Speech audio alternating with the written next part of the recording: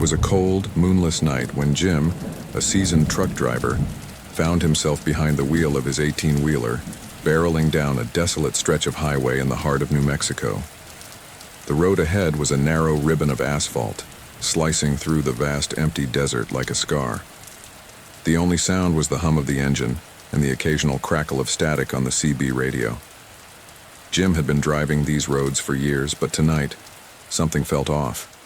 There was a weight in the air, a stillness that clung to him like a damp, cold fog. The headlights of his truck pierced through the inky darkness, revealing nothing but the endless road ahead. Mile after mile, the same scene played out. A black void swallowing the beams of light with only the faintest outlines of distant hills and scrub brush. It was the kind of night where time seemed to stretch, where minutes felt like hours, and the highway, like a river of black tar, seemed to go on forever. Jim shook his head, trying to shake off the eerie feeling creeping up his spine. He'd driven this road countless times, but tonight, it was as if the desert itself was holding its breath, waiting for something to happen. He reached over and fiddled with the radio, hoping for some music to break the monotony, but all he got was more static. With a sigh, he turned it off and focused on the road. That's when he saw her. At first, it was just a flicker in the distance, a brief flash of white at the edge of his headlights. He blinked, thinking it was a trick of his tired eyes, but then he saw her again, clearer this time. A young woman, standing by the side of the road, her figure illuminated by the harsh glare of his truck's lights. She was dressed in what looked like an old-fashioned white dress, the kind you'd expect to see in a black-and-white movie from the 1940s. Her hair was dark, cascading down her shoulders in loose waves, and her face, though partially obscured by shadow, seemed pale and drawn. Jim's heart skipped a beat. What was she doing out here, alone, in the middle of nowhere? There wasn't another car in sight, no sign of a breakdown, no headlights in the distance, just her, standing there, as if she'd been waiting for him. Without really thinking, Jim eased his foot off the gas and began to slow down. His mind raced with questions. Was she lost? Hurt? Did she need help? But even as these thoughts ran through his head, a cold dread settled in his chest. Something about this felt wrong. Terribly wrong. He pulled over, the truck coming to a stop a few feet away from the woman. She didn't move, didn't acknowledge him in any way. She just stood there, staring into the darkness, her eyes fixed on some distant point that Jim couldn't see. He rolled down the window, the cold desert air rushing in, carrying with it the scent of dust and something else, something faint and metallic, like blood. "Hey there, miss," Jim called out, his voice louder than he intended in the silence. "You okay? Need a lift?" The woman slowly turned her head to look at him, and Jim felt a chill run through his body. Her eyes were wide, almost too wide, and there was something off about her expression, an emptiness that made his skin crawl. She didn't smile, didn't speak, just stared at him with those hollow eyes. Jim hesitated, every instinct screaming at him to drive away, but something about the woman held him there, like a moth drawn to a flame. After what felt like an eternity, she finally nodded, a slow, deliberate movement, and started walking towards the passenger side of the truck. As she got closer, Jim noticed that her dress was tattered, the hem stained with dirt and something darker. Her bare feet moved soundlessly across the gravel, and there was something unnatural about the way she moved, as if she were gliding rather than walking. She opened the door and climbed into the passenger seat without a word, her movements slow and deliberate. As she settled into the seat, Jim felt the temperature in the cab drop, the cold seeping into his bones. He glanced at her again, noticing the way her hands trembled slightly as they rested in her lap, her fingers thin and pale. "Where are you headed?" Jim asked, his voice tight with unease. The woman turned her head to look at him, her eyes locking onto his with an intensity that made his breath catch. For a long moment she said nothing, just stared at him with that same unnerving emptiness. Then, in a voice barely above a whisper, she finally spoke.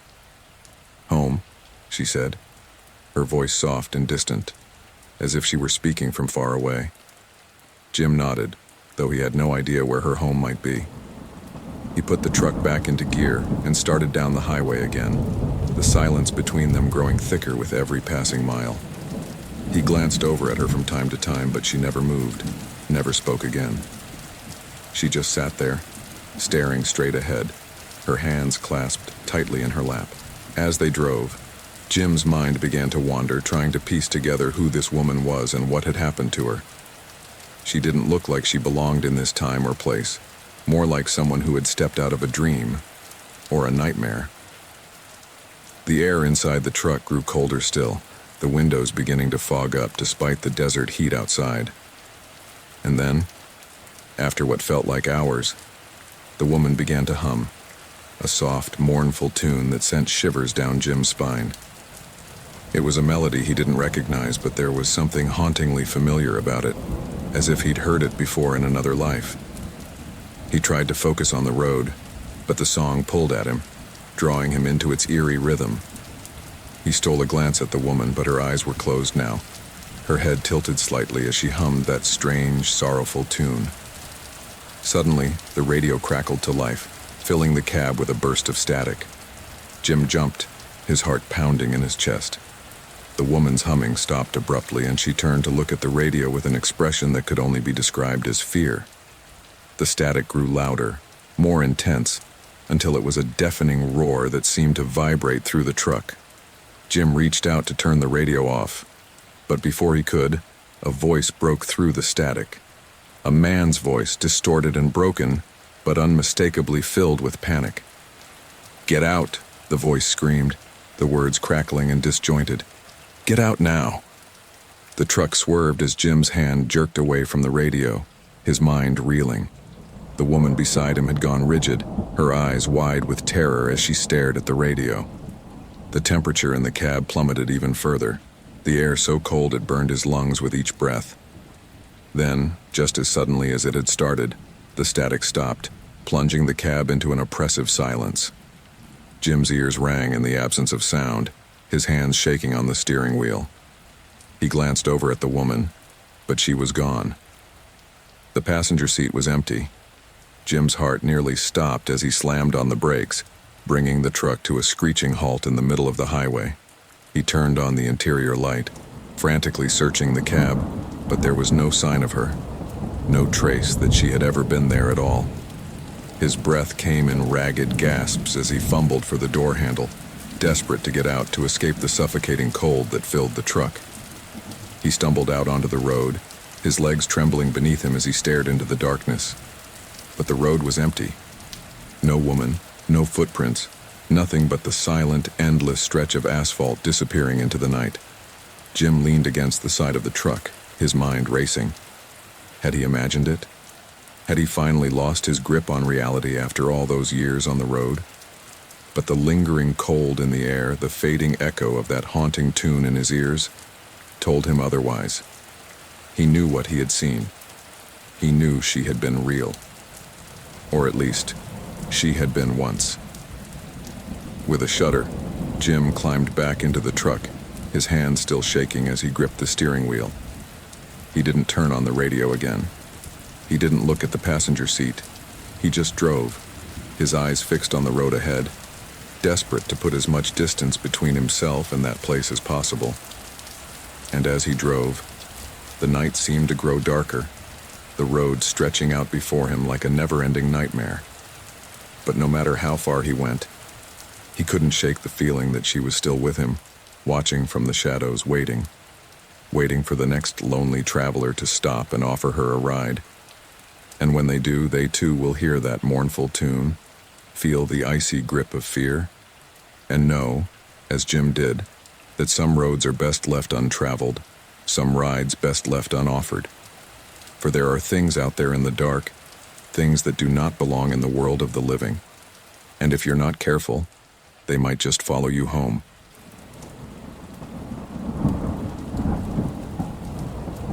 The desert highway stretched out before them like a black ribbon under the silver light of the full moon. The couple had been driving for hours, the monotonous hum of the tires against the asphalt becoming a hypnotic lullaby that threatened to pull them into sleep. But there was no rest for them tonight.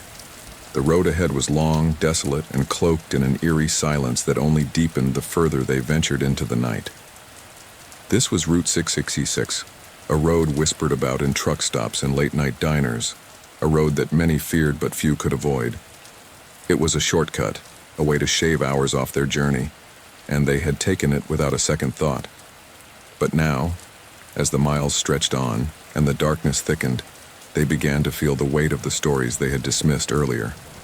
Stories of strange occurrences, of drivers who had never made it to their destination, of something evil that prowled the highway when the moon was high. The man gripped the steering wheel tighter, his knuckles white in the dim light. His wife sat beside him, her eyes scanning the darkness outside the car window, trying to push away the growing unease that gnawed at her. The radio was off, the silence inside the car as oppressive as the void beyond it. They hadn't seen another vehicle for miles, and the emptiness of the road made them feel as if they were the last two people left in the world. And then, without warning, the darkness was pierced by a flash of light in the rearview mirror. "Do you see that?" she asked, her voice trembling slightly. He glanced up, frowning. Behind them, far in the distance, two pinpricks of light had appeared, headlights growing brighter and closer with unnatural speed. Relief washed over him at the sight of another vehicle, but that relief quickly curdled into something else, something darker. "Must be a truck," he muttered, more to himself than to her. But even as he said it, he knew something wasn't right. The lights were too bright, too fast, and they were getting closer. Much closer. Within seconds, the headlights had closed the gap between them, flooding the car's interior with blinding white light. He squinted against the glare, his heart beginning to pound in his chest. The roar of an engine filled the air, a deep, guttural growl that seemed to vibrate through the very bones of the car. He pressed the accelerator, trying to put distance between them and the rapidly approaching vehicle, but it was no use. The truck, if it was a truck, was relentless, bearing down on them with terrifying speed. "Slow down," she cried, her voice tinged with panic. "Let it pass." But when he eased off the gas and moved into the right lane, expecting the vehicle to overtake them, the truck didn't pass. Instead, it stayed right behind them, its headlights glaring into the rearview mirror, filling their world with nothing but light and noise. The horn blared, a deafening sound that rattled the windows and sent a spike of fear straight through his chest. "What the hell is this guy doing?" he shouted, more out of frustration than any hope for an answer. He could feel the sweat beginning to bead on his forehead, his pulse racing as the truck edged even closer, close enough now that he could see the grille in the rearview mirror, monstrous and black, like the maw of some predatory beast. And then, without warning, the truck surged forward. The impact, when it came, was a jarring, bone-rattling jolt that sent the car skidding across the road. He fought to keep control, his hands slick with sweat as he wrestled with the steering wheel. The truck loomed behind them, its horn blaring again and again, a relentless wail that seemed to echo across the barren landscape. "Drive faster," she screamed, her voice rising in panic. "Get us out of here." He didn't need to be told twice. He slammed his foot down on the accelerator, the car's engine roaring as it sped down the highway, the needle on the speedometer climbing higher and higher. But no matter how fast they went, the truck stayed right behind them, its headlights burning into their backs like the gaze of a predator. There was no escape. No matter how fast they drove, no matter which way they turned, the truck was always there, a relentless pursuer that seemed to feed off their fear, growing stronger the more terrified they became. The road ahead stretched out endlessly, a never-ending nightmare from which there was no waking. And then, just when it seemed as though the truck would run them off the road, it happened. The truck swerved. With a suddenness that took them both by surprise, the truck veered sharply to the right, tires screeching as it left the road and hurtled into the desert beyond. The sound of the horn died away, replaced by the roar of the engine as it sped off into the darkness, disappearing into the night as quickly as it had appeared. For a moment, they sat in stunned silence, the car still speeding down the highway, the only sound the pounding of their own hearts in their ears. The lights were gone. The oppressive presence that had filled the car vanished as if it had never been there. "Did you see that?" she whispered, her voice trembling. He nodded, his hands still gripping the steering wheel as though it were the only thing anchoring him to reality. He could hardly believe what had just happened. One moment, they had been on the brink of disaster, and the next, the truck was gone, vanished into the desert like a phantom. But the fear lingered, a cold knot in his stomach that refused to loosen. What had they just encountered? What kind of truck could move like that, could appear and disappear with such terrifying speed? He didn't know, and he didn't want to find out. "Let's just keep going," he said, his voice hoarse. "We need to get off this road." She nodded in agreement, her eyes wide with lingering fear. They drove on in silence, the highway stretching out before them, empty and dark. There was no sign of the truck, no trace that it had ever been there. But the memory of it, the terror they had felt, stayed with them, a shadow that clung to them long after the night had ended.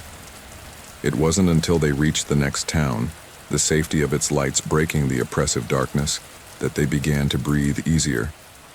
They pulled into a gas station, their hands shaking as they stepped out of the car. The clerk behind the counter noticed their pale faces, the way their hands trembled, and asked if they were all right. They told him about the truck, about how it had chased them down the highway, how it had vanished into the desert without a trace. The clerk listened, his expression growing more serious with each word. "You're not the first," he said when they had finished. "There have been others, travelers who've come through here with the same story. They see a truck out there on Route 66. Some say it's a phantom, others say it's something worse. But one thing's for sure. Those who see it, they never forget." The couple exchanged a glance, the weight of the clerk's words sinking in. They had survived the night, escaped the truck, but they knew they would never forget what had happened. The fear, the sense of something otherworldly pursuing them down that lonely stretch of highway, would stay with them forever. They left the gas station and continued on their journey, but the memory of that night lingered like a dark cloud, casting a shadow over their thoughts. Every time they passed a truck on the highway, they tensed, their hearts skipping a beat as they waited for the headlights to flare, for the horn to blare, for the nightmare to begin again. But it never did. The truck, whatever it had been, didn't return. And yet, the fear remained, a permanent scar on their minds, a reminder that some roads are better left untraveled, some shortcuts not worth the risk. Route 666, the highway to hell. They would never forget the night they encountered the phantom truck, the night they came face to face with the terror that haunts that lonely stretch of road.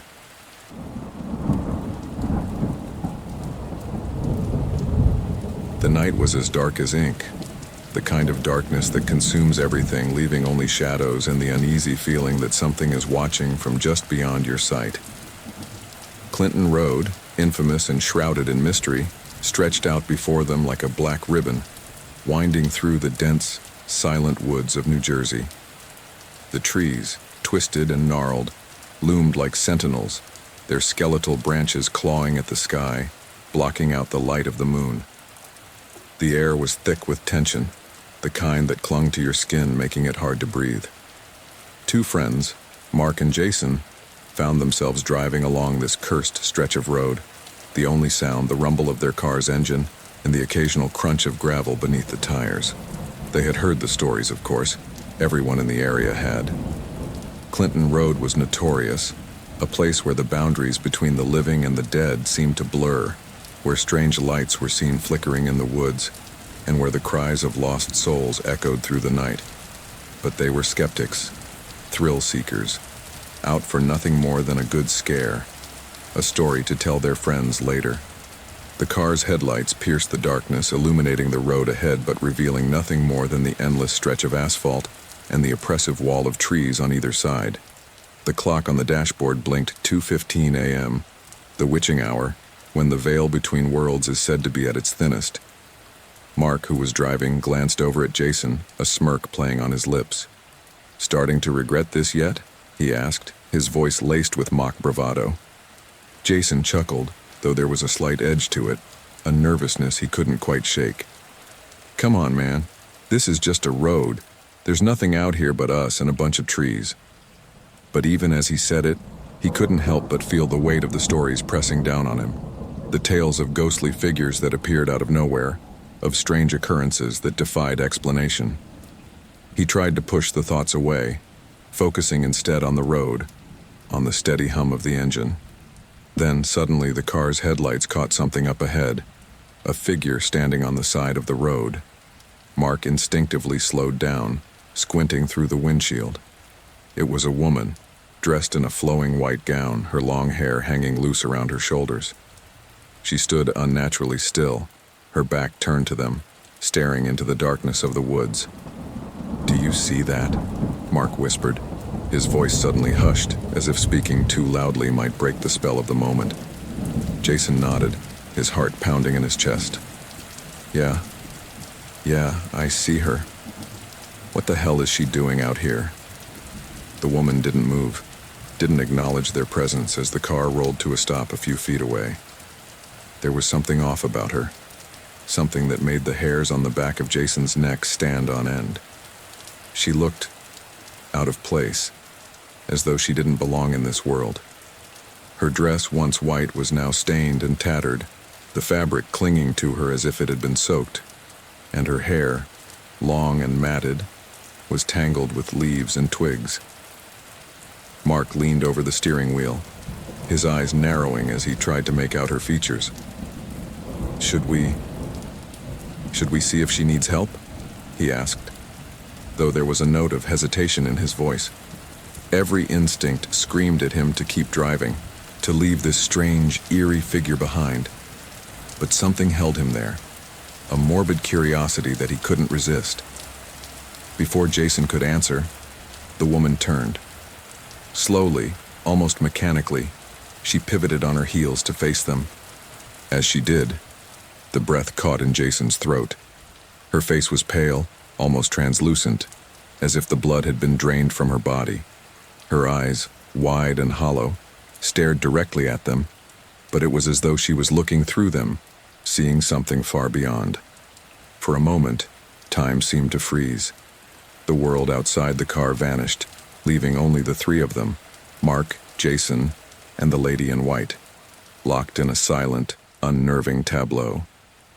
The woman's lips parted, and a sound, low and mournful, like a distant wail, escaped her. It was a sound that seemed to come from deep within the earth, from the very bowels of the underworld. Jason felt a cold shiver run down his spine, a primal fear taking hold of him. He opened his mouth to say something, anything, but the words wouldn't come. His tongue felt heavy, useless, as if paralyzed by the sheer terror that gripped him. Then, as suddenly as she had appeared, the woman turned away and began to walk. Her movements were jerky, unnatural, like a marionette controlled by invisible strings. She walked directly into the road, her feet barely seeming to touch the ground, and as she did, a thick fog began to rise, swirling around her in ghostly tendrils. Mark's hand tightened on the steering wheel, his knuckles white. "We need to get out of here," he muttered, finally tearing his eyes away from the woman. He slammed his foot on the gas, and the car lurched forward, the tires squealing against the pavement. But as they sped past the spot where the woman had stood, the fog grew thicker, engulfing the car, wrapping around them like a shroud. The headlights could barely penetrate the mist, and the road ahead disappeared, leaving only the eerie, glowing tendrils of fog. "Can you see anything?" Jason asked, his voice trembling, as he leaned forward, trying to peer through the windshield. "Nothing," Mark replied, his voice tight with fear. Just hold on. We'll be out of this soon." But the fog didn't lift. Instead, it seemed to grow denser, pressing in on them, suffocating them. And then through the haze, they saw her again, the lady in white. She was standing in the middle of the road, her arms outstretched as if waiting for them. Mark swerved, his heart pounding in his chest, and the car skidded to the side. They barely missed her, the tires screeching as they fought for traction. But as they did, Jason caught a glimpse of her face, twisted in a grotesque smile, her eyes glinting with something dark and malevolent. "Did you see that?" Jason shouted, panic rising in his voice. "Just keep your eyes on the road," Mark yelled back, his hands shaking as he tried to regain control of the car. They sped forward, the car hurtling through the fog, the ghostly figure of the woman fading into the distance. But the feeling of dread didn't leave them. It clung to them, as thick and suffocating as the fog itself. Minutes passed in tense silence, the car's engine straining as they pushed it to its limits. Finally, the fog began to thin, the trees emerging from the haze like shadowy figures. The road ahead became clear once more, and they could see the faint glow of the town's lights in the distance. They didn't stop until they reached the safety of the town, the car screeching to a halt in the parking lot of a 24-hour diner. Both men sat there for a moment, breathing heavily, their hands shaking, their minds racing to make sense of what they had just seen. "What the hell was that?" Jason finally asked, his voice barely above a whisper.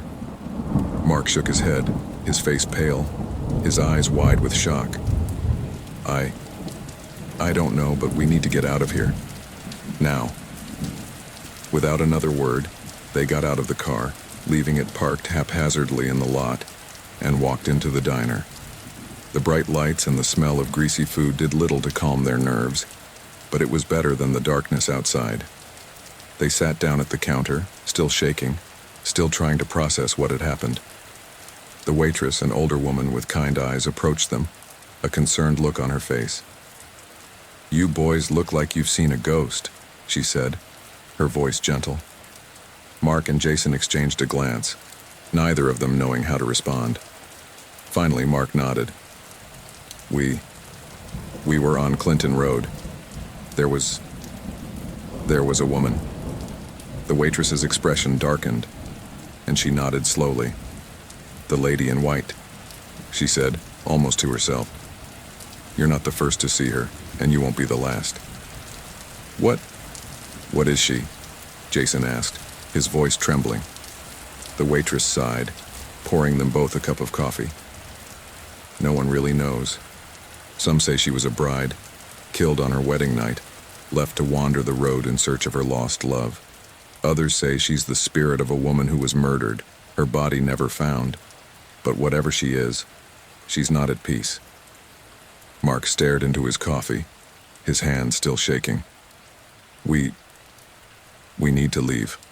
We need to get as far away from here as possible." The waitress nodded. "That might be a good idea. Clinton Road, it's not a place for the living. Not at night." As they drank their coffee in silence, the fear slowly began to ebb, replaced by a cold, unsettling realization. Some roads should never be traveled. Some places are better left undisturbed. And Clinton Road, with its dark history and its ghostly inhabitants, was one of those places. But the memory of the lady in white would stay with them, haunting their dreams, reminding them of that fateful night when they came face to face with something beyond the grasp of the living, something that would linger in the shadows of their minds, forever reminding them that some legends are all too real,